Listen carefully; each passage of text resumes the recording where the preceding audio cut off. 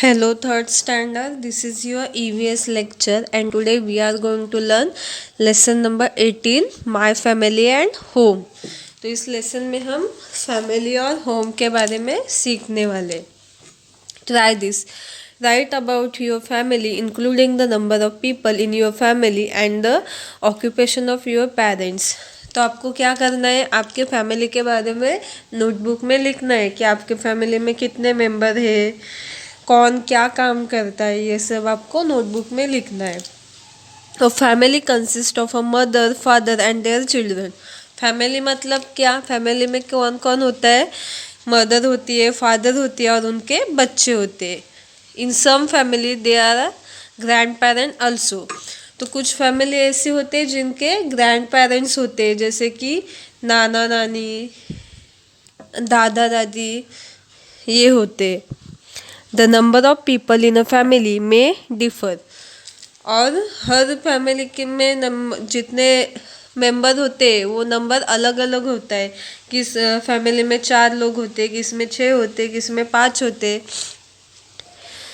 We are born in our family, we grow up in our family. तो हम अपने family में जन्म लेते हैं और वहीं पे हम बड़े होते हैं. We are brought up by our parents, they take care of us. तो हमारे जो पेरेंट्स होते हैं वो हमें बड़ा करते हैं और वो हमारी केयर करते हैं, हमारी देखभाल करते हैं. In a family we are secure in every वे.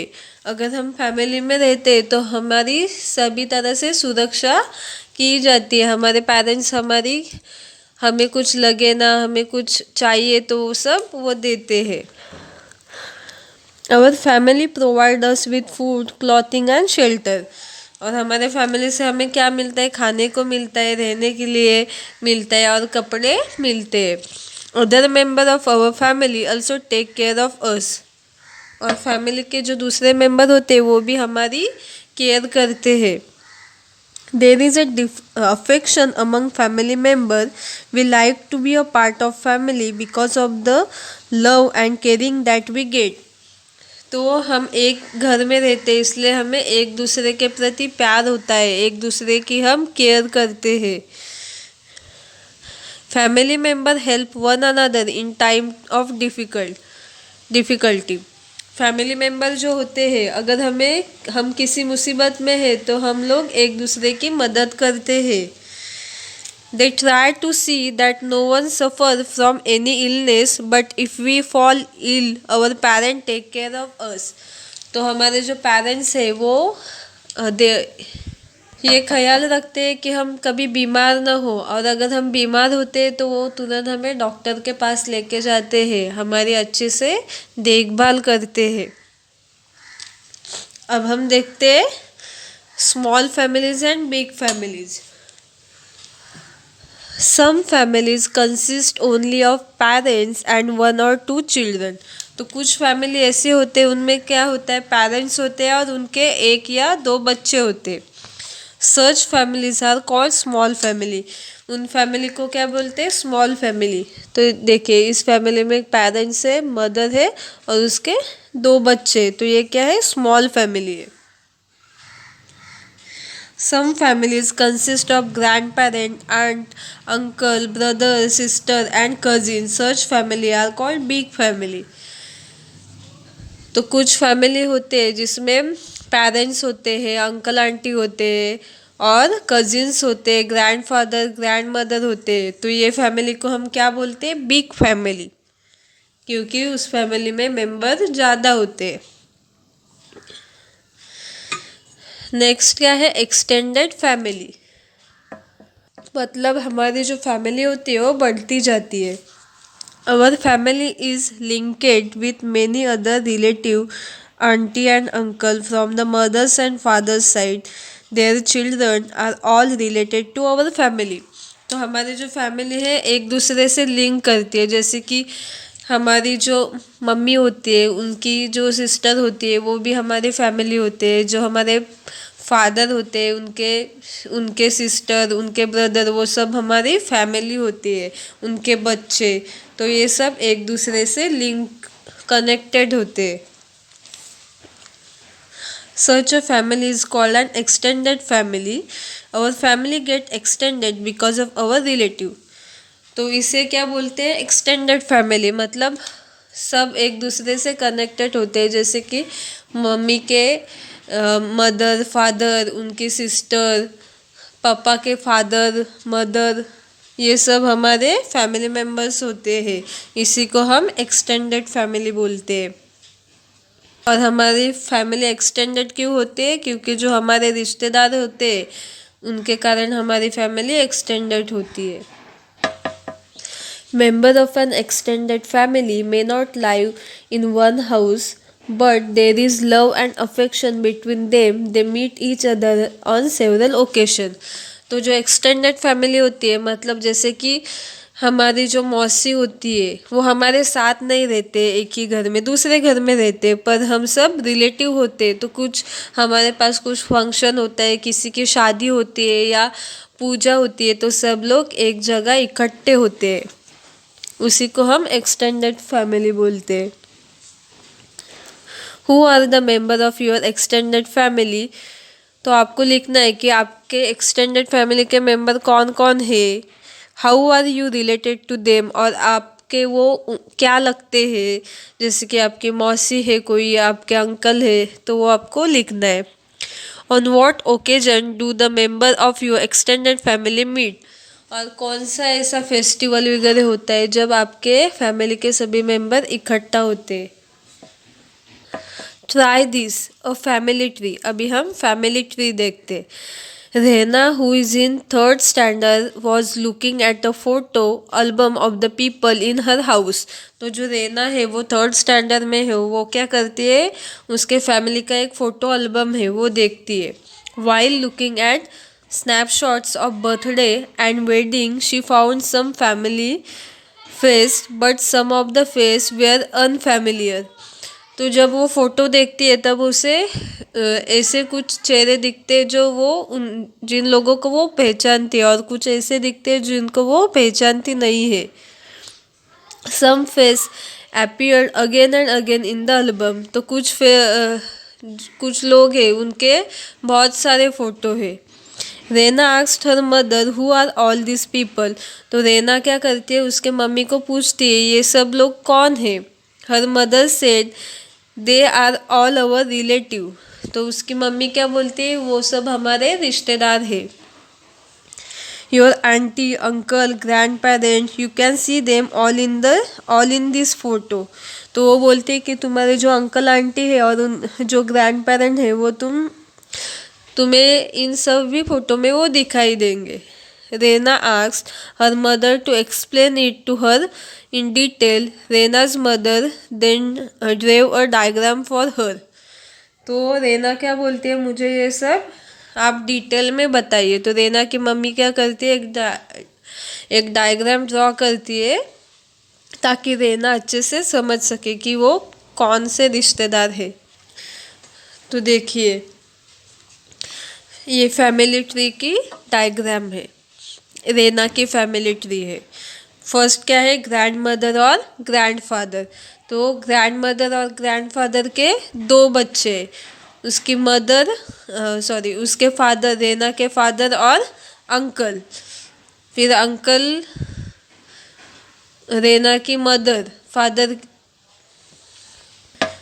उसके बाद अंकल और आंटी, और रेना के पापा है, उनको दो बच्चे, रेना और सलीम। रेना के भाई का नाम क्या है, सलीम। और रेना के जो अंकल है उन्हें साहिल और सानिया, ये दो बच्चे हैं। और रेना के जो ग्रैंडफादर है उनको एक लड़की है जो रेना की आंटी लगती है और रेना के पापा की सिस्टर लगती है। तो ये उनका फैमिली डायग्राम है। In a family generation follow one after the other over a period of time, they can be show on the family tree. तो जो फैमिली जनरेशन है एक से दूसरी बढ़ती जाती है, जैसे कि पहले ग्रैंड मदर और ग्रैंड फादर थे, उसके बाद रेना की आंटी, रेना के फादर, अंकल और उसकी मदर और आंटी, और उसके बाद रेना, सलीम और Sahil, Sania. Draw your family tree with the help of your parent. आपको भी सेम ऐसे ही आपके फैमिली ट्री ड्रॉ करना है, आपके पेरेंट को पूछना है और ऐसे ही आपको फैमिली ट्री ड्रॉ करनी है। Change in the family system. The family system change as time goes by. तो फैमिली सिस्टम में अभी चेंज होते जा रहा है, जैसे कि टाइम आगे बढ़ रहा है वैसे फैमिली सिस्टम में चेंज हो रहा है। At a one time grand parent, aunty, uncle, parents, sibling and cousin all live together and form one big family. तो पहले के ज़माने में कैसे था, जो ग्रैंड पेरेंट्स थे, ग्रैंड मदर और उनके बच्चे और जो भी हमारे कजिन्स वगैरह सब एक ही घर में एक साथ रहते थे और उसे ही हम बिग फैमिली बोलते थे, मतलब वो फैमिली बहुत बड़ी हो जाती थी। This was called a joint family, और उसे ही क्या बोलते हैं, जॉइंट फैमिली।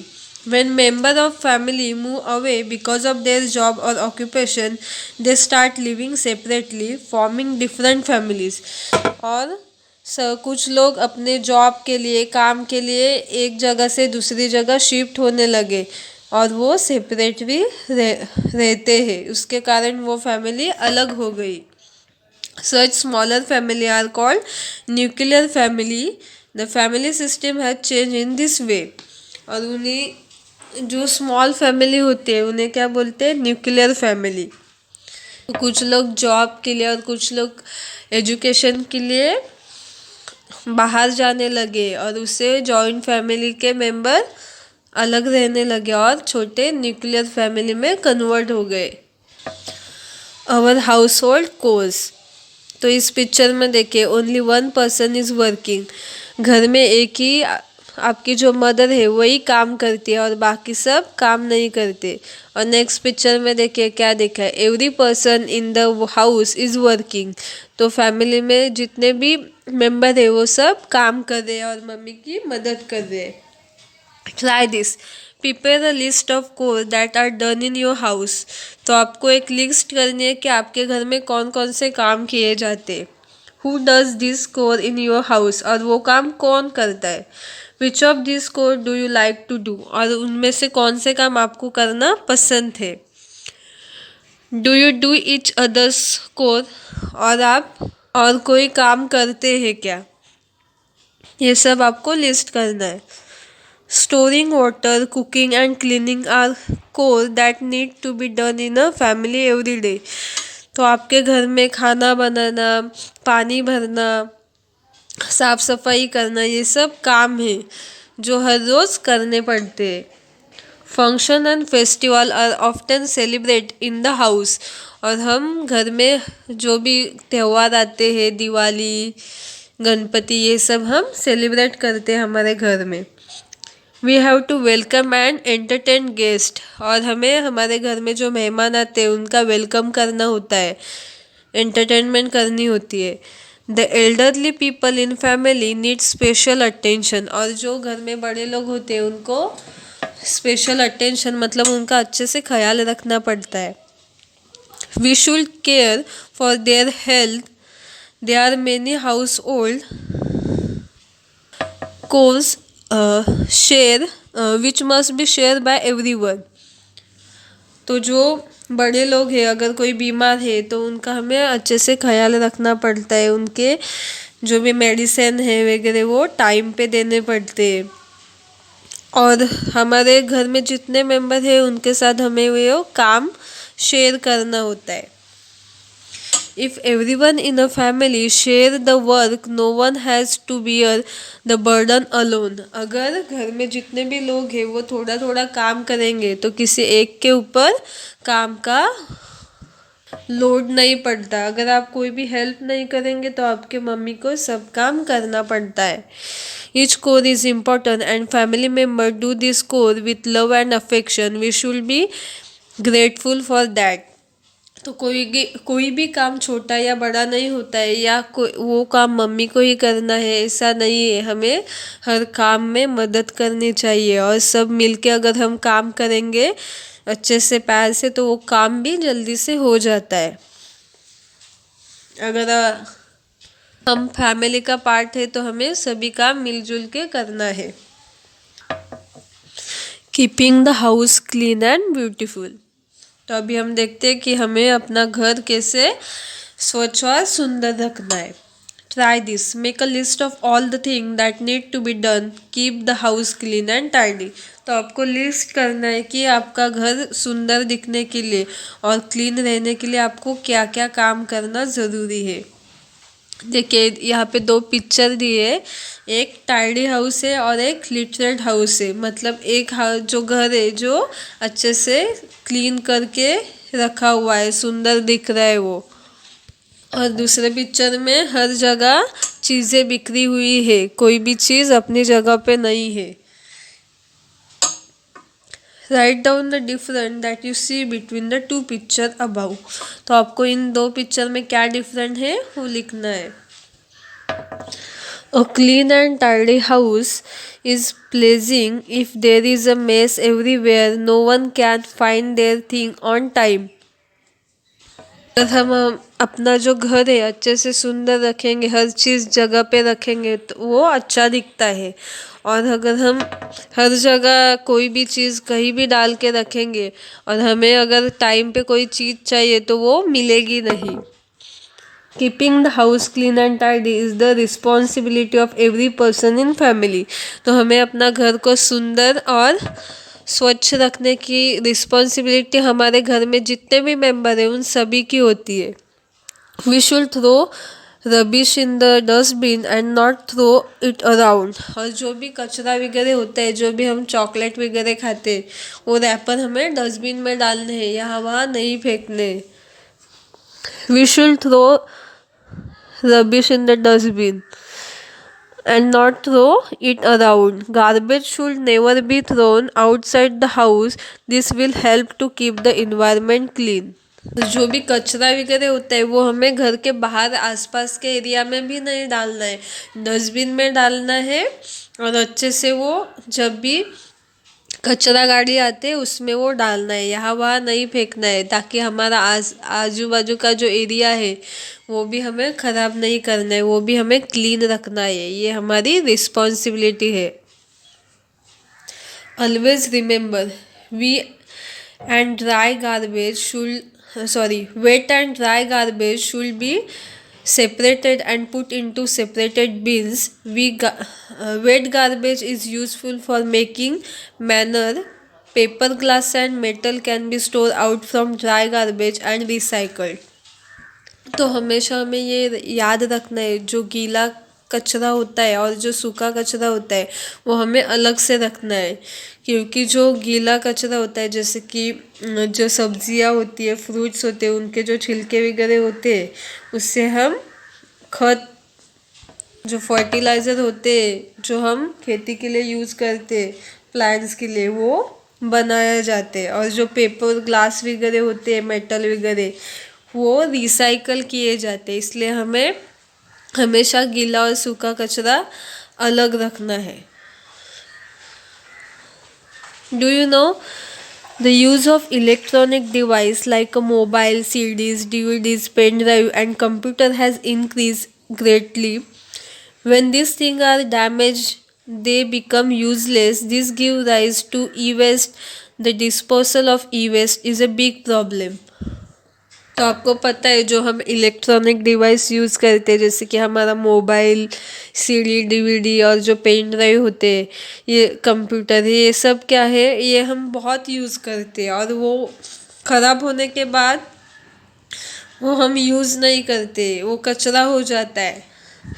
तो इसके कारण क्या होता है, ई वेस्ट होता है, क्योंकि उनको रिसाइकल नहीं किया जाता है तो ये ई वेस्ट बनता है। और इस ई वेस्ट को नष्ट करना एक बड़ी प्रॉब्लम है, उसका कोई सलूशन अभी तक निकला नहीं है। Try this, decorating the house. अभी हमने देखा हमारा घर कैसे क्लीन करना है, अभी डेकोरेट कैसे करना है हम देखते। Get together and decide how you want to decorate the house. आपको सबको मिलके डिसाइड करना है कि आपको अपना घर कैसे डेकोरेट करना है। Ask adult to help with those thing that you can not do your self. तो आपके घर में जो बड़े लोग हैं उनको आपको पूछना है, जो चीज़ें आप खुद नहीं कर सकते तो आपको उनकी हेल्प लेनी है। What material have you use for the decoration, और आपको कौन से मटेरियल लगते हैं डेकोरेशन के लिए वो आपको देखने हैं।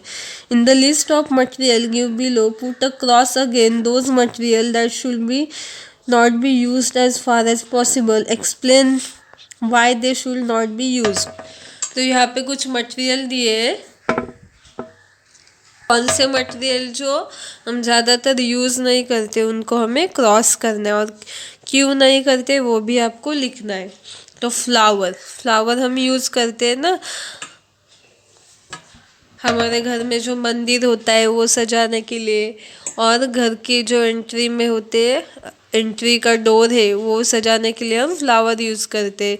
Thermocol, plastic, paper, rangoli, chemical colour. तो आपको ये सब लिखना है कि कौन से चीज़ें हम यूज़ करते हैं और कौन से नहीं करते। Can you tell. अभी हम देखते हैं festival. Why do we celebrate festival, कि हम त्यौहार क्यों सेलिब्रेट करते हैं। What are our festival linked with, और हमारे जो फेस्टिवल होते हैं वो किससे लिंक होते हैं। अभी देखिए इस पिक्चर में क्या दिखा है, बैल पोला, ये एक फेस्टिवल है। इस फेस्टिवल में जो बैल होते हैं उनको अच्छे से सजाया जाता है और उनकी पूजा की जाती है। We celebrated many festivals in the family. In the some way, different kinds of festival are celebrated in different religion of the country. तो हम अपने फैमिली में बहुत सारे त्यौहार सेलिब्रेट करते हैं। तो कुछ रिलीजन मतलब अलग अलग जाति, अलग अलग धर्म में अलग अलग फेस्टिवल मनाए जाते हैं। Agriculture is the main occupation in our country. Many of our festivals are related to agriculture and environment. तो हमारे जो देश है वहाँ पे एग्रीकल्चर मतलब खेती ज़्यादातर की जाती है। वो बहुत सारे लोगों की ऑक्यूपेशन है, उनका व्यवसाय वही है। तो वो हम एग्रीकल्चर रिलेटेड बहुत सारे फेस्टिवल सेलिब्रेट करते हैं, एग्रीकल्चर और हमारा जो इन्वायरमेंट है उसके रिलेटेड। जैसे कि Holi is the festival that marks the end of winter. तो होली एक फेस्टिवल है जो हम विंटर के एंड में सेलिब्रेट करते हैं। अभी होली आएगी मार्च में। In Punjab Baisakhi is celebrated at harvest time, और जब पंजाब में बैसाखी ये फेस्टिवल सेलिब्रेट किया जाता है। इन Maharashtra we celebrated Bail Pola when the sowing of the crop is over. Punjab में जब फसल आती है तब बैसाखी सेलिब्रेट करते हैं, और महाराष्ट्र में जब हमारा जो धान्य होता है तब बैल पोला सेलिब्रेट किया जाता है।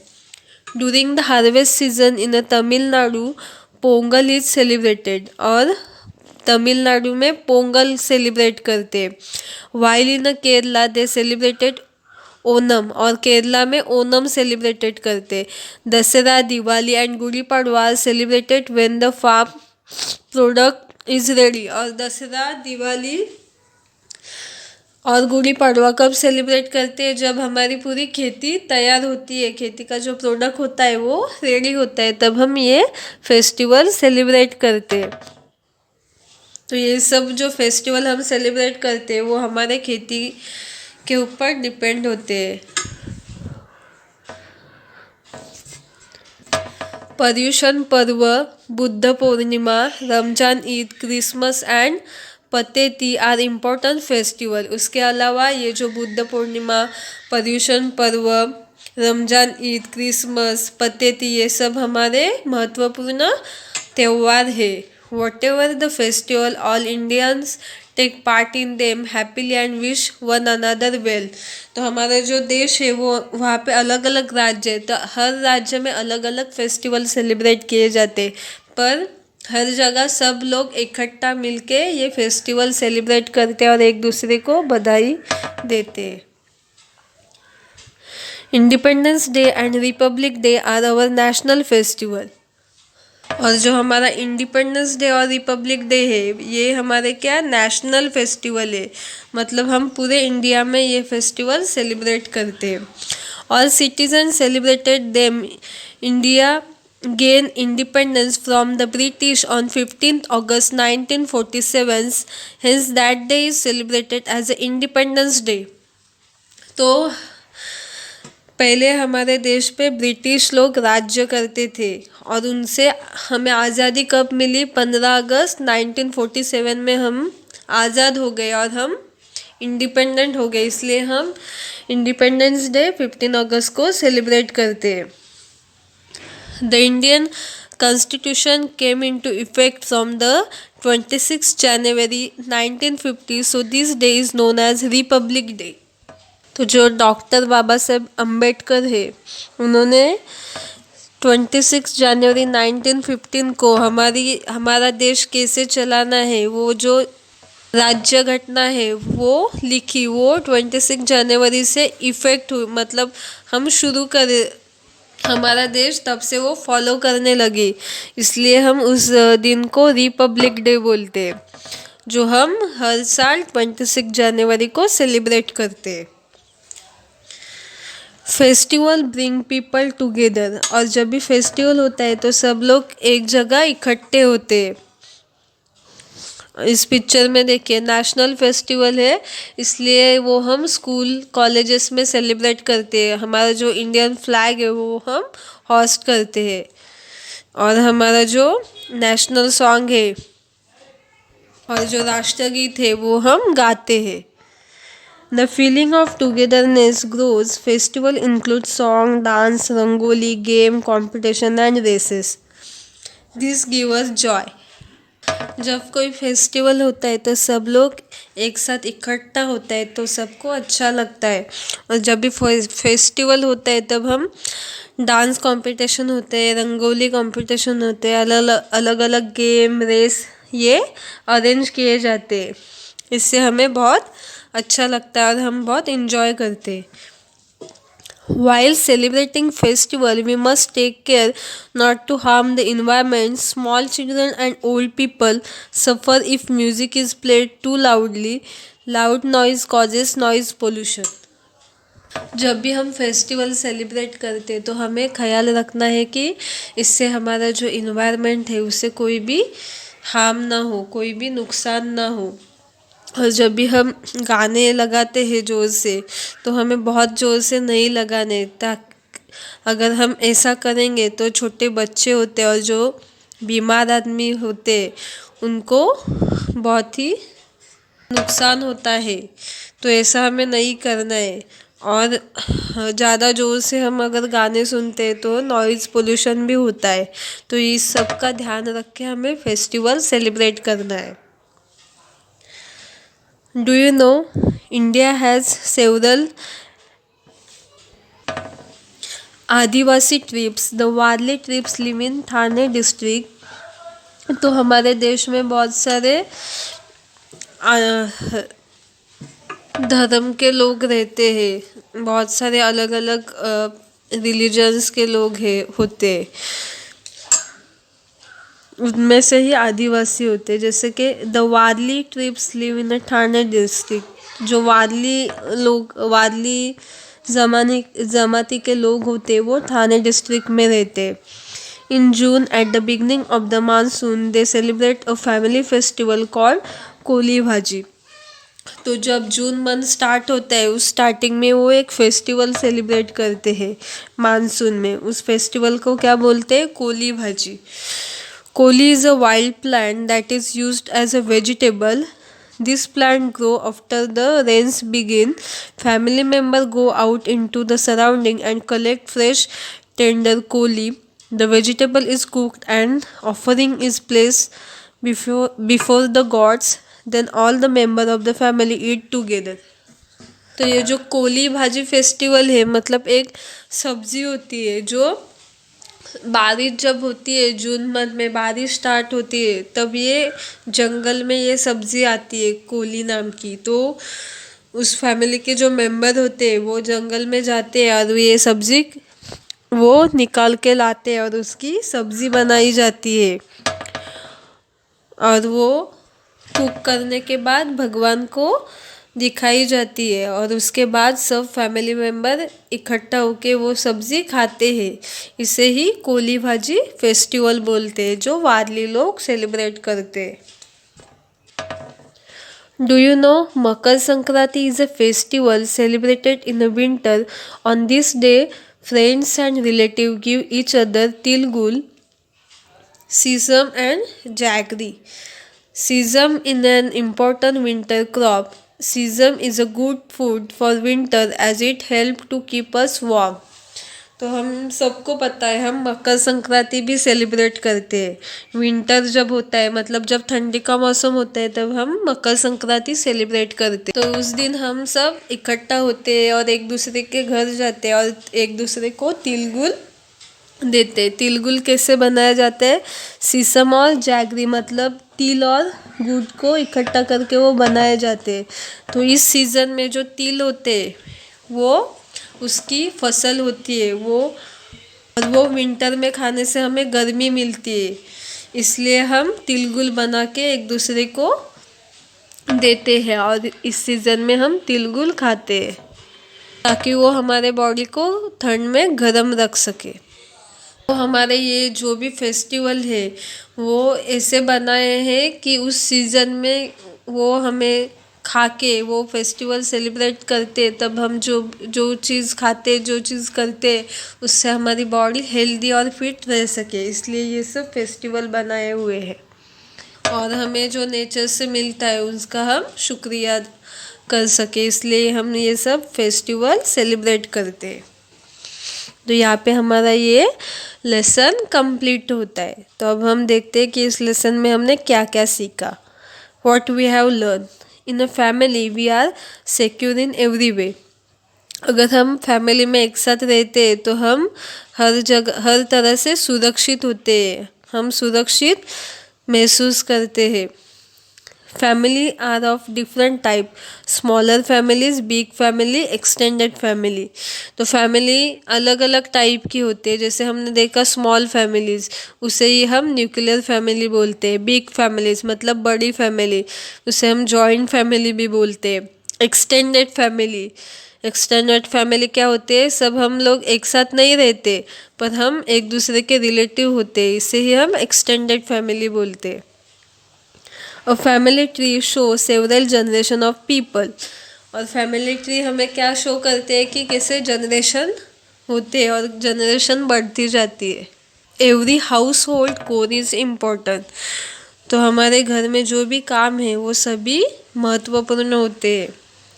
We must keep our house and surrounding clean.